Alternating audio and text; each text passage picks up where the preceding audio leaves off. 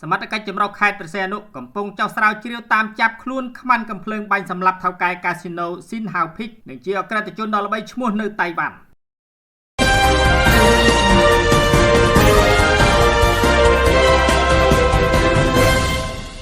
បាទលោកអ្នកនាងស្ដាប់ជាទីមេត្រីកម្លាំងសមត្ថកិច្ចចម្រុះនៃរដ្ឋបាលខេត្តព្រះសីហនុនៅមិនទាន់កំណត់មុខសញ្ញារបស់ខ្មាន់កំភ្លើងដែលបានបាញ់សម្លាប់ថៅកែកាស៊ីណូម្នាក់ស្លាប់ក្នុងថ្លុកឈាមកាលពីយប់ថ្ងៃទី23ខែមីនានៅក្រុងព្រះសីហនុនៅឡើយទេខណៈខ្មាន់កំភ្លើងបានបើកការបាញ់រះយ៉ាងកក្រើកបង្កភ័យខ្លាចដល់ប្រជាពលរដ្ឋក្នុងមូលដ្ឋាននេះរួចគេចខ្លួនបាត់ដោយសុវត្ថិភាពក៏ត្រឹមថ្ងៃពុធទី25ខែមីនាសមត្ថកិច្ចនៃស្នងការដ្ឋាននគរបាលខេត្តព្រះសីហនុនិងកម្លាំងកងរាជអាវុធហត្ថខេត្តនេះនៅមិនទាន់កំណត់មុខសញ្ញាជនល្មើសឬខ្មាន់កំភ្លើងដែលបានបាញ់សម្លាប់ថៅកែកាស៊ីណូ Sin Hau Peak ស្លាប់ភ្លាមនៅមុខផ្ទះរបស់ជនរងគ្រោះមានទីតាំងនៅក្បែររោងចក្រស្រាបៀរអង្គរនៅម៉ោងជាង8យប់ថ្ងៃទី23ខែមីនាស្ថិតក្នុងសង្កាត់លេខ1ក្រុងព្រះសីហនុនៅឡើយទេ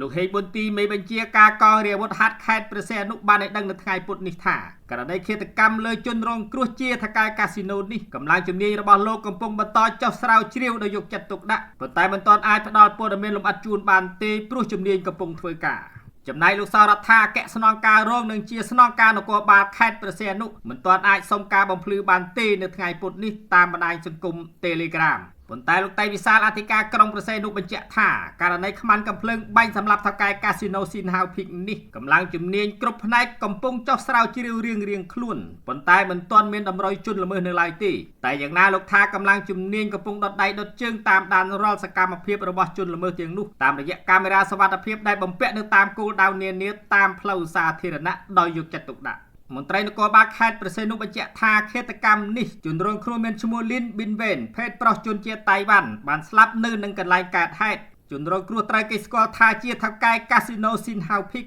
ហើយបច្ចុប្បន្នសពជនរងគ្រោះត្រូវសមត្ថកិច្ចដឹកយកទៅរក្សាទុកនៅមន្ទីរពេទ្យបង្អែកខេត្តព្រះសីហនុដើម្បីធ្វើកសលវិច័យពីមន្ត្រីជំនាញបើតាមសមត្ថកិច្ចមិនបញ្ចេញអត្តសញ្ញាណបានបង្ហើបថាករណីនេះអាចជាឃាតកម្មគិតទុកជាមុនហើយក្រុមជនល្មើសអាចមានគ្នាចន្លោះពី3ទៅ4នាក់បានធ្វើសកម្មភាពបាញ់ស្រោចទៅលើជនរងគ្រោះនៅមុខផ្ទះជួលរបស់គាត់ក្រោយធ្វើសកម្មភាពរួចក្រុមជនល្មើសក៏នាំគ្នារត់គេចខ្លួនពីកន្លែងកើតហេតុដោយរលូនតែយ៉ាងណាក្រោយកើតហេតុភ្លាមកម្លាំងជំនាញគ្រប់ផ្នែកនៃរដ្ឋបាលខេត្តព្រះសីហនុក៏បានតាមប្រម៉ាញ់និងចោះស្រាវជ្រាវស្វែងរកចាប់ខ្លួនខ្មាន់កំភ្លើងទាំងនោះយ៉ាងសកម្មមកដល់ពេលនេះទាក់ទិនការផ្ទុះអាវុធនេះដែរប្រជាពលរដ្ឋមួយចំនួនរស់នៅក្រុងព្រះសីហនុក៏បង្ហាញការព្រួយបារម្ភពីការផ្ទុះឡើងវិញនៃបទល្មើសបាញ់បោះសេរីបង្កការភ័យខ្លាចនៅក្នុងមូលដ្ឋាននេះហើយថាភាគច្រើននៃបទល្មើសបាញ់កក្រើកក្រុងព្រះសីហនុក៏ត្រូវបានសមាជិកជំនាញគ្រប់ផ្នែកព្យាយាមលាក់កំបាំងមិនផ្សព្វផ្សាយឲ្យដឹងជាសាធារណៈទេកន្លងមកពលរដ្ឋស្នើមិនបញ្ចេញឈ្មោះរស់នៅសង្កាត់លេខ4ក្រុងព្រះសីហនុទទូចដល់កម្លាំងសមាជិកចម្រុះត្រូវបន្ត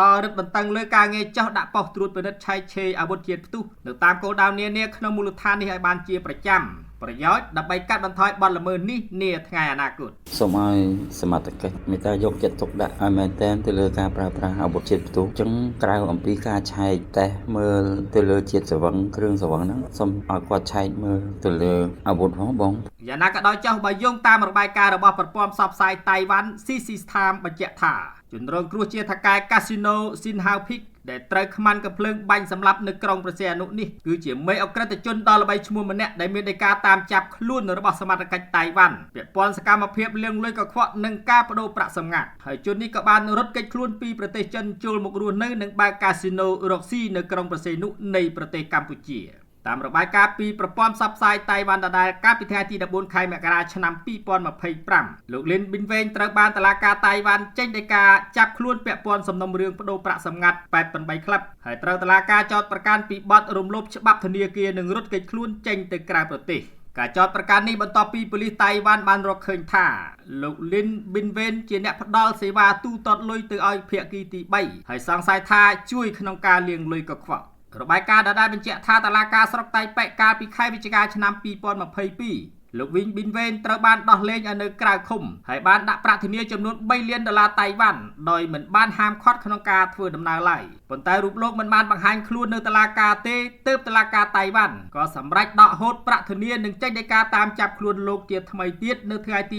27ខែធ្នូឆ្នាំ2025 យ៉ាងណាក៏ដោយចោះសំណុំរឿងលោកលៀនប៊ីនវេនដែលត្រូវបានខ្មាន់កំភ្លើងបាញ់សម្លាប់ក្នុងថ្លុកឈាមហើយជនល្មើសមិនទាន់ត្រូវបានចាប់ខ្លួននៅឡើយនោះករណីឃាតកម្មនេះក៏កំពុងស្ថិតក្នុងភាពអាថ៌កំបាំងនិងត្រូវបានសាធារណជនតាមដានដោយយកចិត្តទុកដាក់គណៈខ្មាន់កំភ្លើងអាចធ្វើសកម្មភាពបាញ់សម្លាប់ជនរងគ្រោះនៅជាប់នឹងច្រមុះសមត្ថកិច្ចចម្រុះខេត្តព្រះសីហនុហើយជនល្មើសអាចរត់គេចខ្លួនដោយរលូនបែបនេះដែលនាយកជាកម្ពុជាថ្ងៃនេះ